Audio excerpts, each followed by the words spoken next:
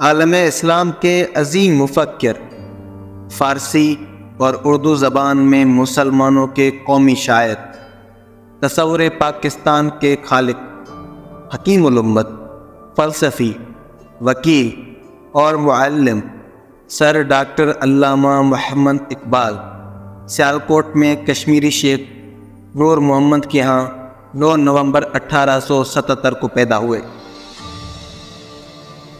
اقبال 2 بھائیوں اور 4 بہنوں میں سے سب سے چھوٹے تھے۔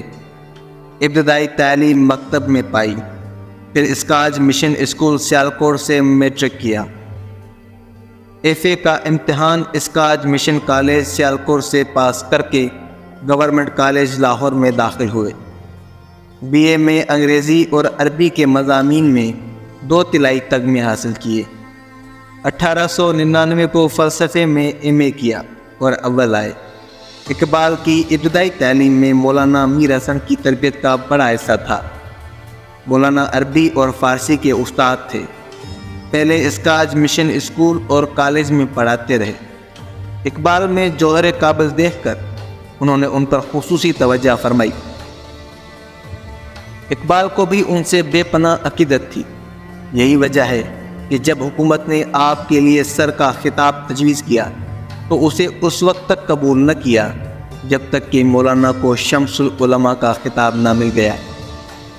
1899 کو ایم اے کرنے کے بعد اقبال اورینٹل کالج لاہور میں عربک اسکالر مقرر ہوئے۔ نیز اسلامیہ کالج اور گورنمنٹ کالج میں انگریزی اور فلسفہ کے استاد بھی مقرر رہے۔ اسی زمانے میں علم اقتصاد پر ایک کتاب لکھی۔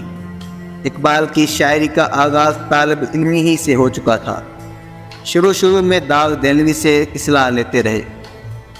انہوں نے بہت جلد کہہ دیا کہ اصلاح کی گنجائش نہیں۔ 24 نومبر 1900 کو انجمن حمایت اسلام کا جلسہ منعقد ہوا۔ اقبال نے اس کے لیے نظم یتیم لکھی۔ ایسے ہی ایک جلسے میں اپنی شعرۂ آفاق نظم ہمالہ پڑھی۔ اپریل 1901 کو شیخ عبد القادر نے رسالہ مخزن جاری کیا، جس میں یہ نظم شائع ہوئی۔ انگلستان میں کیمبرج یونیورسٹی اور جرمنی میں میونخ یونیورسٹی سے آپ نے فلسفے میں اعلیٰ ڈگریاں حاصل۔ انہی دنوں بیرسٹری کے امتحان بھی پاس کیے۔ جرمنی سے پی ایچ ڈی کی ڈگری کے لیے جو مقالہ لکھا تھا وہ ایران اور مابعد طبیعات کے نام سے چھپ چکا تھا۔ اقبال 3 سال یورپ میں رہنے کے بعد 1908 کو وطن واپس آئے اور وکالت کا آغاز کر دیا۔ اس کے ساتھ ساتھ آپ گورنمنٹ کالج میں پروفیسر بھی تھے۔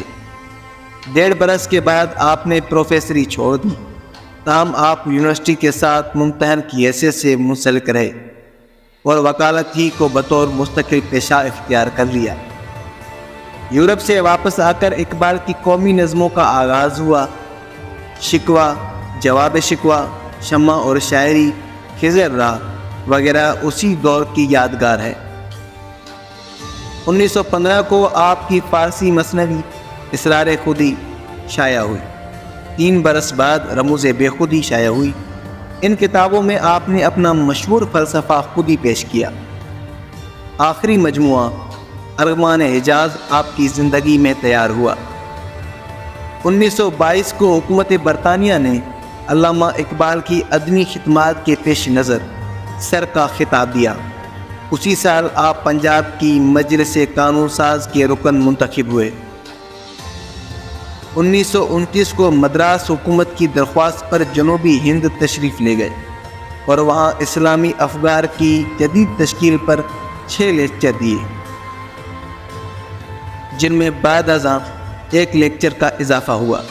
یہ لیکچرز جدید الحیات اسلامیہ کے نام سے انگریزی میں شائع ہوئے۔ ان کا اردو ترجمہ پہلی بار 1957 میں شائع ہوا۔ 1930 کو علامہ اقبال نے مسلم لیگ کے اجلاس الہ آباد میں وہ تاریخی خطبہ پیش کیا جس میں پہلی بار مسلمانوں کے لیے ایک علیحدہ مملکت کا مطالبہ پیش کیا گیا۔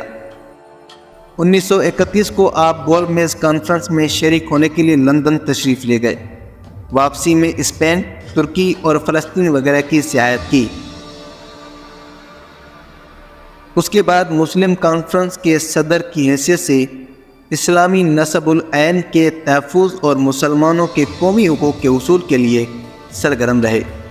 1933 کو سر راس مسعود اور سید سلیمان ندوی کے ہمراہ افغانستان کی دعوت پر افغانستان گئے۔ وہاں افغانوں کی تعلیمی اسکیم مرتب کی اور غزنی و کابل قندھار کے راستے واپس آئے۔ 1935 سے آپ کو گلے کا مرض شروع ہوا جو جان لیوا ثابت ہوا۔ دسمبر 1937 سے یہ بیماری زور پکڑ گئی۔ بالآخر 21 اپریل 1938 کو یہ شخصیت اس دنیا سے رخصت ہو گئی۔ جب آپ کو بادشاہی مسجد لاہور کے زینے کے دائیں طرف سپرد خاک کیا گیا تو ایک انگریز افسر نے علامہ اقبال کے ایک عقیدت مند دوست سے کہا، تم نے ہندوستان کے آخری عظیم مسلمان کو سپرد خاک کر دیا۔